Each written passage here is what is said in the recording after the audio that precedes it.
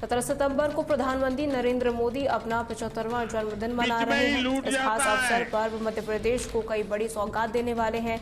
वे प्रधानमंत्री धार जिले में एक कार्यक्रम में मातृ वंदना योजना की किस्त जारी करेंगे, जिससे राज्य की लाखों महिलाओं और किसानों को लाभ मिलेगा।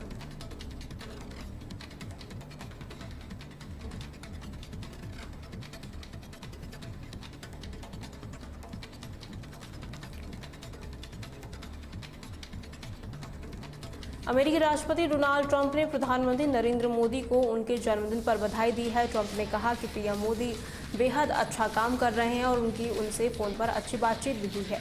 पीएम मोदी ने ट्रंप को उनके बधाई के लिए एक्स पर धन्यवाद भी दिया है।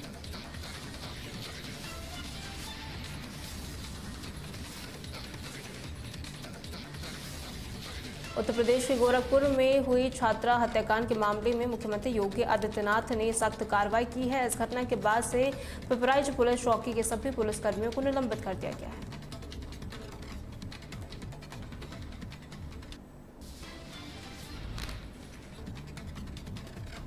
उत्तराखंड में आज भी भारी बारिश का अलर्ट जारी किया गया है और राज्य के कई जिलों में येलो अलर्ट है। देहरादून में बादल फटने की दुखद घटना में अब तक 15 लोगों की मौत हो चुकी है और 16 लोग अब भी लापता हैं।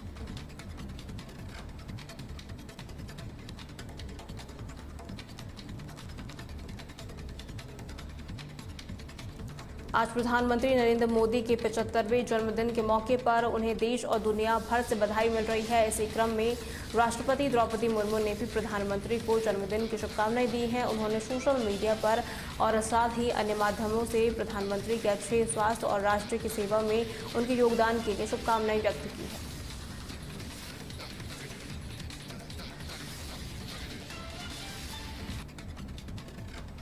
दिल्ली के अशोक विहार में सीवर की सफाई के दौरान एक कर्मचारी की मौत हो गई, जबकि 3 अन्य गंभीर रूप से बीमार हो गए। बताया जा रहा है कि यह हादसा सीवर के अंदर जहरीली गैस के कारण हुआ।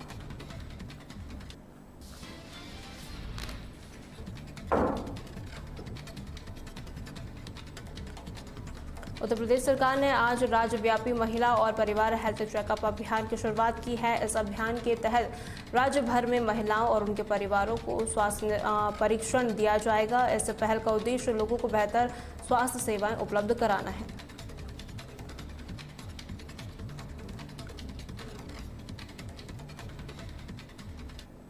उत्तर प्रदेश के झांसी में पुलिस और स्वाट टीम ने संयुक्त कार्रवाई करते हुए 2 मोस्ट वांटेड अपराधियों को गिरफ्तार किया है और साथ ही उनके पास से तमंचा कारतूस भी बरामद किए हैं।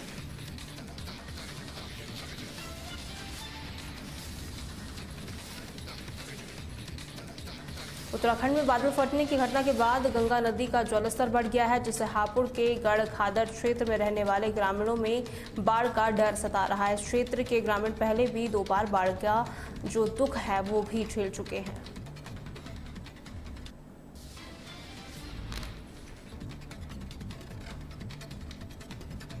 उत्तराखंड के मुख्यमंत्री पुष्कर सिंह धामी ने देहरादून स्थित आपदा परिचालन केंद्र पहुंचकर राज्य में अतिवृष्टि में प्रभावित क्षेत्रों की समीक्षा की, जहां उन्होंने सरकार आपदा की इस घड़ी में पीड़ितों के साथ है ये भी कहा और राष्ट्र बचाव कार्यों में अधिकारियों को निर्देश भी दिए हैं।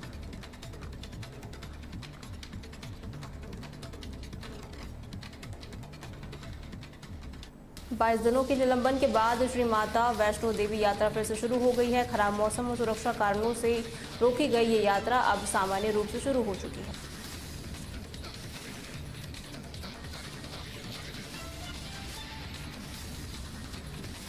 श्रावस्ती के भिंगा कोतवाली क्षेत्र के चकपिहानी गांव में पैर फिसलने से एक युवक तालाब में डूब गया। घंटों की मशक्कत के बाद शव निकाल लिया गया है और पोस्टमार्टम के लिए भेज दिया गया है।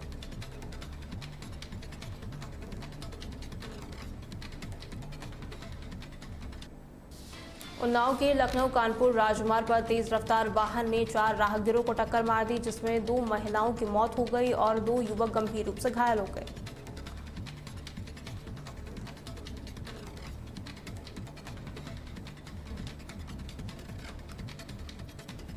बिजनौर में गुलदार के हमले में 7 वर्षीय मासूम की मौत हो गई है, जिसके बाद उसे अस्पताल में भर्ती कराया गया, लेकिन कहीं न कहीं डॉक्टरों ने भी बच्ची को मृत घोषित कर दिया।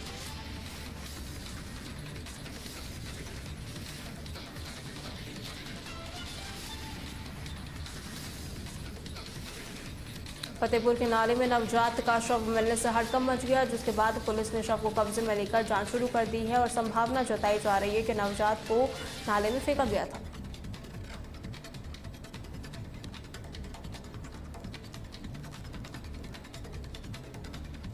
दत्ता के ग्राम कुरथरा में एक पति ने पत्नी की फावड़े से गर्दन काटकर हत्या कर दी, जिसके बाद आरोपी को पुलिस ने गिरफ्तार कर लिया है और शव को कब्जे में लेकर पोस्टमार्टम के लिए भेज दिया।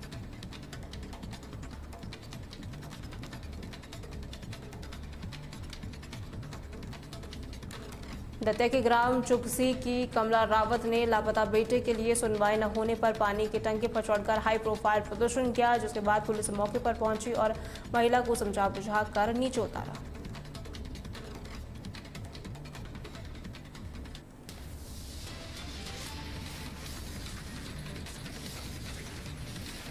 मोतिहारी के मेहवा गांव में 16 साल बाद नगीना सहनी अपने घर लौट आए हैं, जिससे परिवार और गांव में खुशी की लहर फैल गई है। वर्ष 2009 में गंगा स्नान के दौरान वे कोलकाता में अपने परिवार से बिछड़ गए थे और 5 साल पहले परिजनों ने उन्हें मृत मानकर अंतिम संस्कार कर लिया था।